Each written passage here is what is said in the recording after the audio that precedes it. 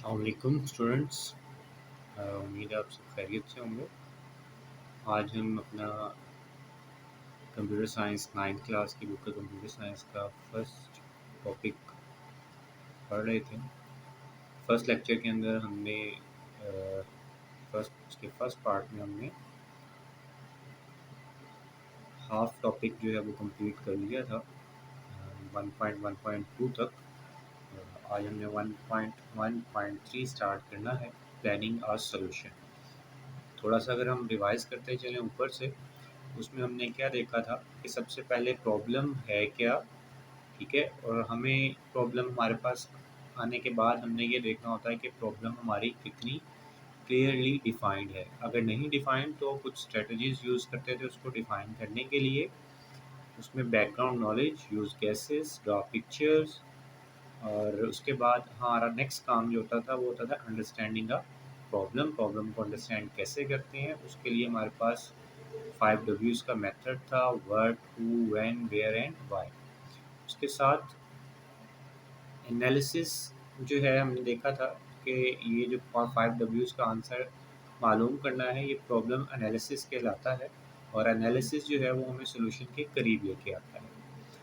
आज जो हमने काम करना है वो है प्रॉब्लम को समझने के बाद उसके हल के लिए मनसूबाबंदी करना, प्लानिंग अ सोल्यूशन। अच्छा, माउस में साथ साथ कोशिश करूँगा मूव करता रहूँ, आप लोग भी इस जो है, ताकि आप लोगों को पता चलता रहे किस जगह पे पढ़ा जा रहा है। बाकी आप सब लोग, अगर आपको हमारे लेक्चर्स पसंद आते हैं तो इनको लाइक कीजिएगा, अपने फ्रेंड्स के साथ शेयर भी कीजिएगा, और कोई चीज़ अगर आपको पूछनी हो या कोई मशवरा आपका हो तो आप कमेंट सेक्शन में भी हमें बता सकते हैं।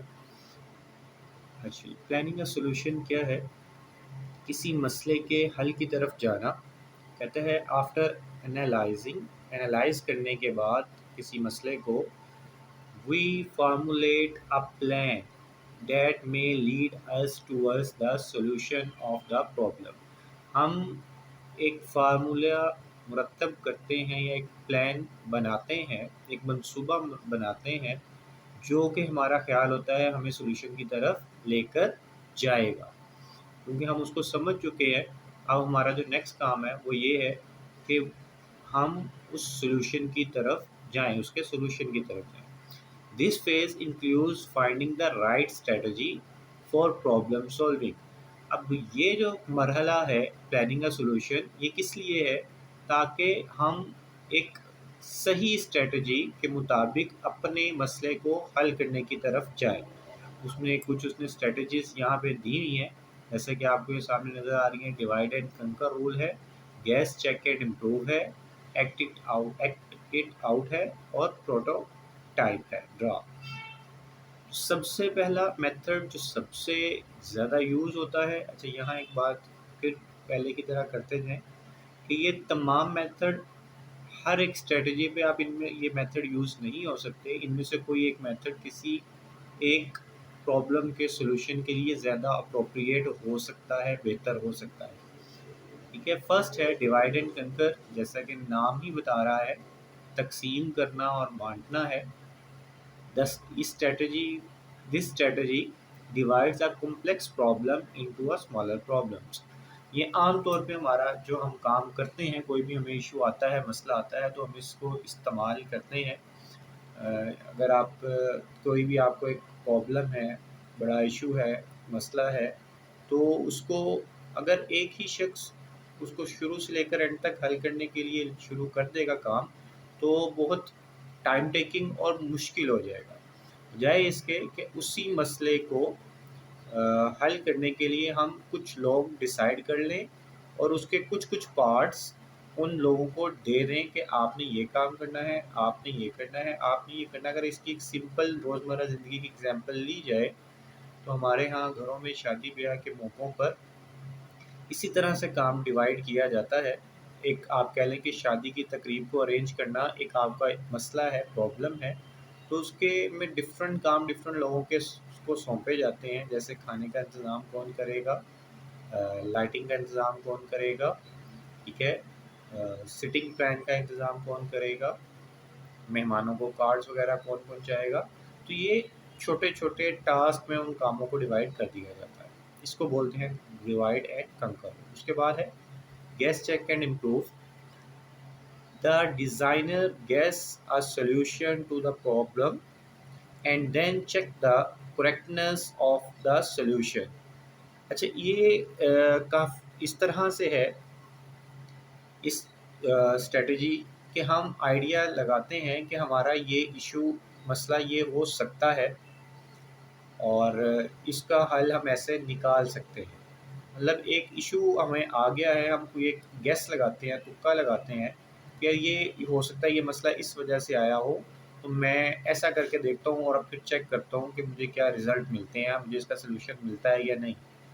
If the solution is not according to the expectations, आपकी तवक्कुआत के मुताबिक नहीं आता है हल, उसका सलूशन जो है, then he she refine the solution. तब हम दोबारा से उस सॉल्यूशन में जो हमें लगता है कि हम यहाँ गलती कर गए हैं उसको दुरुस्त करते हैं।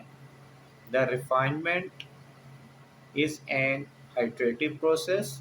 ये एक बार बार चलने वाला रिफाइनमेंट, ये जो दुरुस्त करने वाला अमल है कि बार बार चलता रहता है कि आप एक दफ़ा आपने गेस किया, चेक किया कि मेरा प्रॉपर आंसर आ गया है या नहीं। अगर नहीं आया तो उसको इम्प्रूव करेंगे और फिर चेक करेंगे, फिर इम्प्रूव करेंगे, फिर चेक करेंगे, जब तक करते रहेंगे जब तक कि आपका आपका आंसर आपकी तवक्कुआत के मुताबिक ठीक नहीं आ जाता। अगर इसकी भी एक एग्ज़ाम्पल छोटी सी हम रोज़मर्रा ज़िंदगी से लेते हैं तो फॉर एग्ज़ाम्पल आपकी बाइक अगर कहीं रास्ते में चलते हुए ख़राब हो जाती है, तो सबसे पहले आप क्या करते हैं, आप उसका फ्यूल टैंक खोलते हैं और चेक करते हैं कि यार फ्यूल तो ख़त्म नहीं हो गया। अगर फ्यूल आपके पास मौजूद है या अगर फ्यूल मौजूद है, आपकी बाइक फिर भी स्टार्ट नहीं हो रही, तो पहले आप सबसे काम आपका जो हमारा आइडिया होता है वो हम क्या करते हैं कि प्लग के ऊपर जो लगा हुआ क्लिप होता है या तार होती है उसको साफ़ करके उसको अटैच करते हैं दोबारा के अर्थ आ रहा है या नहीं आ रहा। ठीक है, ये हमारा एक गेस होता है कि इसकी वजह से शायद बाइक स्टार्ट ना हो रही हो। ठीक है, या फिर नेक्स्ट अगर ऐसे भी ना हो तो हम नेक्स्ट काम क्या करते हैं, हम प्लग को खोल के साफ़ करके लगाने की कोशिश करते हैं। ऐसे भी ना हो तो फिर हम पेट्रोल चेक कर रहे होते हैं कि पेट्रोल आगे जा रहा है या नहीं। ऐसे छोटे-छोटे गैसेस लगाते हैं, वो चाहे आप खुद लगाएँ या आप मैकेनिक के पास लेके जाएँ, तो वो भी यही करता है कि गैस लगाता है। आपकी कार हो, आपकी बाइक हो या कोई भी चीज़ हो, तो वो गैस लगाता है कि यार ये इश्यू इस वजह से आ रहा होगा। ठीक है, ये इश्यू बारी-बारी वो सारी चीज़ों को चेक करता है, अपने इश्यूज़ को अपने सॉल्यूशंस को रिफ़ाइन करता चला जाता है और ओरिजिनल प्रॉब्लम तक पहुँच जाता है और उसको हल कर लेता है। नेक्स्ट है जी एक्ट इट आउट। इसमें हम क्या करते हैं इस स्ट्रैटेजी में, in this strategy the designer define the list of to do task, afterward he she perform the task. सबसे पहले क्या किया जाता है इसमें कि जो डिज़ाइनर है वो क्या करता है, एक लिस्ट बना लेता है कि उसे कौन कौन से इस मसले को हल करने के लिए क्या क्या काम करने हैं। उनकी लिस्ट एक बना लेते हैं कि कौन सा काम पहले, कौन सा उसके बाद और कौन सा उसके बाद होना चाहिए, और फिर बारी बारी एक एक करके वो काम किए जाते हैं। जो लास्ट स्ट्रेटजी है हमारे पास वो है प्रोटोटाइप ड्रा। इसके अंदर हम ऐसा करते हैं कि जो हमारा प्रॉब्लम होता है उसको ड्रा करते हैं पिक्टोरियल फॉर्म के अंदर। हमने भी पीछे पढ़ा कि picture speaks louder than words. Pictures जो है वो ज़्यादा वाज़िया बोलती हैं अल्फाज से। पिक्चर हमें बताती है क्या फ्लो किस तरह से चलेगा जब हम उसको ड्रा करते हैं। This techniques draw a pictorial representation of a solution. हम उसके हल की एक तस्वीरी शक्ल बना लेते हैं। It is not a final solution, ये फाइनल सोल्यूशन नहीं होता, इसमें चेंजिंग हो सकती हैं। However it may help a designer to understand the important components of the solution. ये डिज़ाइनर को अहम जो उसके हिस्से होते हैं सोल्यूशन के वो समझने में मदद देता है। ठीक है जी। नेक्स्ट आगे अगर इन्होंने the selection of a strategy depends upon a problem. ये जो मैंने आपको बात शुरू में कही थी कि जो स्ट्रेटजी आपने यूज़ करनी है वो आपकी प्रॉब्लम पे डिपेंड कर रही होगी कि आपकी प्रॉब्लम किस तरह की है। It is quite important that one strategy may be more suitable to implement a solution than the other one। ऐसा हो सकता है कोई एक स्ट्रेटजी जो है वो ज़्यादा बेहतर हो दूसरी स्ट्रेटजी के इस्तेमाल से। मतलब आपका जो इशू है वो ज़्यादा बेटर हो सकता हो डिवाइड एंड कंकर से, बट आप उसको एक्ट एंड डू से कर रहे हो। ठीक है, तो इस तरह से हो सकता है। Very specially the selection of the strategy depends upon the nature of a problem. Nature problem की जो नेचर है उसके ऊपर स्ट्रेटजी डिफाइन कर रही होती है कि आप कौन सी स्ट्रेटजी को यूज़ करेंगे। अच्छा, उसके बाद नेक्स्ट जो है हमारे पास 1.1.4 डिफाइनिंग कैंडिड सॉल्यूशन। अब कैंडिड सॉल्यूशन कहते हैं किसी सॉल्यूशन की तरफ जंप करके चले जाना, मतलब प्रॉपर वे से जाने की बजाय एक जंपिंग वे यूज़ करना। हम इसको स्पॉन्टेनियस और एंड अनप्लान्ड सॉल्यूशन भी बोलते हैं। अगर आप यहाँ पे इसकी डेफिनेशन देखें, यहाँ से जो स्टार्ट हो रही है, the word candid refers to something spontaneous and unplanned, जो अचानक से और गैर प्लान्ड हो, जिसका कोई मनसूबाबंदी पहले से ना की गई हो। इस तरह के वर्ड्स को ये जो मीनिंग है कैंडिड रेफर करता है। कहता है मिसाल के तौर पे, अब जो यहाँ पे इन्होंने एक एग्जांपल दी है, इसको पढ़ लेते हैं फिर मैं आपको उसको समझा देता हूँ। If you are asked to find the number of students in your school who can play cricket, अगर आपको आपके स्कूल में कहा जाए कि ऐसे बच्चों की तादाद बताएं जो क्रिकेट खेलते हैं, you can estimate by finding cricket players in your class and then multiply it by the total number of classes in your school। कहते हैं इसका जो कैंडिड सोल्यूशन है वो क्या होगा कि आपकी क्लास के अंदर कितने स्टूडेंट ऐसे हैं जो क्रिकेट खेलते हैं। ठीक है, फॉर एग्जांपल आपकी क्लास में 4 हैं, 5 हैं, 6 हैं, कि जितने भी हैं, और फिर आपके स्कूल में टोटल नंबर ऑफ क्लासेस जितनी हैं उसके साथ उसको मल्टीप्लाई कर दें। मतलब आपने अपनी क्लास से एक एवरेज निकाल ली कि हर क्लास से इतने इतने बच्चे जो हैं वो पार्टिसिपेट करते हैं, क्रिकेट खेलते हैं। तो आपने ये कैंडिड सोल्यूशन निकाला है कि टोटल स्कूल के जो बच्चे हैं वो इतने बच्चे अप्रॉक्सीमेटली क्रिकेट खेलते हैं। फॉर एग्जांपल अगर आपके स्कूल में 10 क्लासेस हैं और आपके क्लास में 4 बच्चे क्रिकेट खेल रहे हैं, तो 10 मल्टीप्लाई बाय 4 करेंगे तो 40 स्टूडेंट्स ऐसे आ जाएंगे जो क्रिकेट खेलते हैं। योर आंसर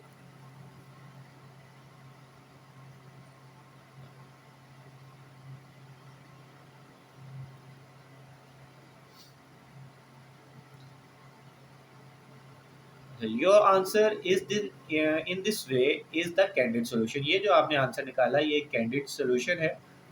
माउस पे ध्यान रखिएगा।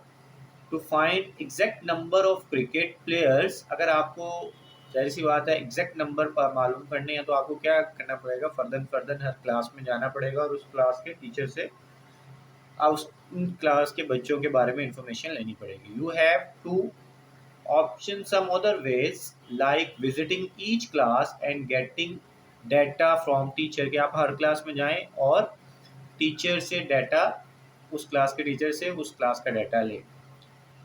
One can think of a candid solution any time, कोई भी शख्स किसी भी वक्त कैंडिड सोल्यूशन को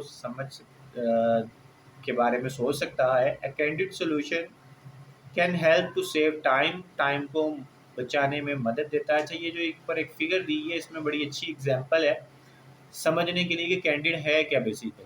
अब ये देखें, अगर आप इस तस्वीर को देखें तो इसमें इन्होंने 3 रास्ते दीवार के दूसरी तरफ जाने के लिए शो किए हैं कि आप यहाँ आएँ, आगे आपके रास्ता ख़त्म हो गया तो आप यहाँ से जाएँ और आगे से घूम के वापस इधर आ जाएँ, या आप इसके दूसरी साइड से घूम के वापस इस तरफ आ जाएँ। बट कैंडिड सोल्यूशन क्या है कि आप सीधा जा रहे हैं, इसको जंप करते हैं और आप दूसरी तरफ चले जाते हैं। तो ये एक अच्छी एग्जांपल है पिक्चर के अंदर उन्होंने जो शो की है, इसको समझने के लिए कि कैंडिड सॉल्यूशन है क्या। इस यहाँ पे भी इन्होंने यही बताया कि figure 1.4 they are different way to show the search so reach a certain place which can be reached either by going across the wall or by going sideway, and the one you think can work is the candid solution. It is not necessary that the candid solution is actual solution of the problem। अच्छा, यहाँ पे ये बात आपने ज़रूर ज़हन में रखनी है, जो कैंडिड सोल्यूशन है वो कोई फाइनल सोल्यूशन नहीं है या एक्चुअल सोल्यूशन नहीं है, बट आप एक सोल्यूशन के करीब तक पहुंच सकते हैं। ये आमतौर पे इस तरह की सूरत हाल में यूज़ किया जाता है जब टाइम की कमी हमारे पास हो, तो हम इसको यूज़ करते हैं। कैंडिड सॉल्यूशन के बाद जो हमारे पास नेक्स्ट हमारा टॉपिक का पार्ट है 1.1.5 कि सिलेक्टिंग द बेस्ट सॉल्यूशन। नाम से पता चलता है कि जितने भी आपके पास किसी मसले को हल करने के लिए सॉल्यूशंस आपके पास मौजूद है, ज़ाहिर सी बात है किसी मसले को हल करने के लिए हमारे पास दो तीन तरह डिफरेंट तरह से हम सोचते हैं कि ये बेहतर है, ये बेहतर है, ये बेहतर है। इन 4 तरीकों से अगर ये काम हो सकता है तो इनमें से सबसे बेहतर कौन है? सबसे बेहतर हम कौन-सा समझते हैं जिसमें हमारा टाइम कम लगे, हमारी रिसोर्सेज़ कम लगें, हमारे पैसे कम लगें। ठीक है? प्राइस बचाए, टाइम बचाए, रिसोर्सेज़ बचाए, ये 3 मेन चीज़ें होती हैं। तो कहते हैं some time we find more than one solution of a problem and select the best one amongst them. बाज़-औक़ात हमारे पास एक मसले को हल करने का एक से ज़्यादा सॉल्यूशंस मौजूद होते हैं, तो फिर हम उसमें से कोई एक बेस्ट सॉल्यूशन जो है वो इख्तियार करते हैं। फॉर एग्ज़ाम्पल यहाँ पे एक एग्ज़ाम्पल उसने अच्छी एग्ज़ाम्पल दी है समझाने के लिए। For example assume that name of all the student in your class are available on the website and you are asked to search a particular name. तो अगर आपके स्कूल की वेबसाइट के ऊपर आपके स्कूल के तमाम बच्चों के नाम दिए गए हुए हों और आपसे कहा क्या जाए कि आप उनमें से किसी एक पर्टिकुलर बच्चे का नाम तलाश करके लेकर आएँ, तो you can solve this search problem bye either of the following method. तो कहता है ये 4 मेथड नीचे बताए गए, इनमें से किसी भी मेथड से आप ये काम कर सकते हैं। जैसे कि पहला मेथड है क्या कि look at each name on the website one by one until the name is found और द लिस्ट इज़ ओवर। कहता है कि आप अब फॉर एग्जांपल आपके स्कूल की तादाद 400, 500 या 1000 है, तो कहता है जी आपकी वेबसाइट में बच्चों के नाम मौजूद हैं, आप बारी बारी एक एक नाम करके पढ़ें जब तक कि आपको वो नाम नहीं मिल जाता या वो लिस्ट ख़त्म नहीं हो जाती। एक तो ये ऑप्शन हो सकता है। सेकंड ऑप्शन क्या है, take print outs and search the required name. पहला क्या था कि आप वेब के ऊपर वेबसाइट के ऊपर ही सर्च कर लें। दूसरे में वो क्या कहता है कि आप प्रिंट निकाल लें, प्रिंट निकाल के आराम से एक एक नाम करके आप चेक करते हैं, ये भी हो सकता है। तीसरा सोल्यूशन वो कहता है copy names, put them in Excel sheet and sort there in alphabetical orders. कहता है कि आप कॉपी करें उन तमाम नामों को अपनी माइक्रोसॉफ्ट ऑफिस या एक्सेल शीट के ऊपर जाएं, वहाँ पे उनको पेस्ट करें, वहाँ जाके आप उनको बाय नेम अल्फ़ाबेटिकली तरतीब दे लें नामों को। ठीक है? वहीं कंप्यूटर के ऊपर आप इनको तरतीब दे सकते हैं अल्फ़ाबेटिकली। मतलब पहला ए से स्टार्ट होने वाले सारे नाम स्टार्ट में आ जाएँ, उसके बाद बी से स्टार्ट, फिर सी से होने वाले, फिर डी से, फिर ई से और फिर एफ से। इससे क्या होगा कि जो भी नाम आप तलाश कर रहे हैं वो आप एग्जैक्ट उस नाम पर जाके जिससे वो स्टार्ट हो रहा है नाम सर्च कर सकते हैं। ये लास्ट ऑप्शन एक उन्होंने दिया है, जस्ट प्रेस कंट्रोल एफ।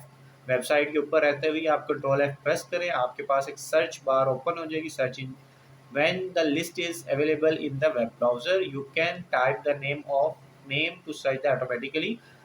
आपको सिंपल क्या करना है, कंट्रोल एफ प्रेस करना है और आपके पास एक ऑप्शन आएगा, वहाँ पे आपने वो नाम लिखना है और एंटर का बटन प्रेस करना है, तो वो ऑटोमेटिकली उस पेज के ऊपर से वो नाम आपको ढूंढ के निकाल देगा। तो अगर आप इन चारों मेथड में देखें तो सबसे बेहतर और इजी और कम टाइम लेने वाला मेथड क्या है और सस्ता भी है, वो फोर्थ मेथड है कि आप वहीं पे बैठे हुए 1 सेकंड लगेगा आपको कंट्रोल एफ प्रेस करें, उसके अंदर आपके पास और नाम लिखने की जो ऑप्शन आएगी, अपना जो नाम आपने सर्च करना है उसको लिखें और एंटर का की प्रेस करें और आपका नाम सामने आ जाएगा। ठीक है जी? तो इस तरह आज हमारा ये फर्स्ट टॉपिक कंप्लीट हो गया है 1.1। उम्मीद करते हैं आपको समझ आई होगी। आप अपनी राय से हमें अपनी जो फीडबैक है वो हमें कमेंट सेक्शन में दे सकते हैं। बाकी कुछ सवाल पूछना हो वो भी पूछ सकते हैं। हमारा फर्स्ट टॉपिक जो था प्रॉब्लम सॉल्विंग स्टेप्स का, ये कंप्लीट हुआ है। नेक्स्ट इंशाल्लाह जो लेक्चर हमारा होगा 1.2 का, उसमें हम फ्लो चार्ट्स को स्टार्ट करेंगे और उसको इंशाल्लाह डिटेल से देखेंगे कि फ्लो चार्ट्स क्या होते हैं और इनको किस तरह से आगे लेके चला जाता है। लेक्चर पसंद आए तो शेयर अपने फ्रेंड्स के साथ करें, अपने क्लास फेलोज़ के साथ, अपने एकेडमी फेलोज़ के साथ, स्कूल फेलोज़ के साथ, और ज़्यादा से ज़्यादा इसको अपने पास अपने सर्कल में शेयर करें ताकि ज़्यादा से ज़्यादा लोग इससे फ़ायदा उठाएँ। और कोई भी आपकी सजेशन हो तो आप कमेंट में हमें बता सकते हैं। इंशाल्लाह जल्द न्यू टॉपिक के साथ, फ्लो चार्ट के टॉपिक के साथ मुलाकात होगी। तब तक के लिए अल्लाह हाफ़िज़। शुक्रिया।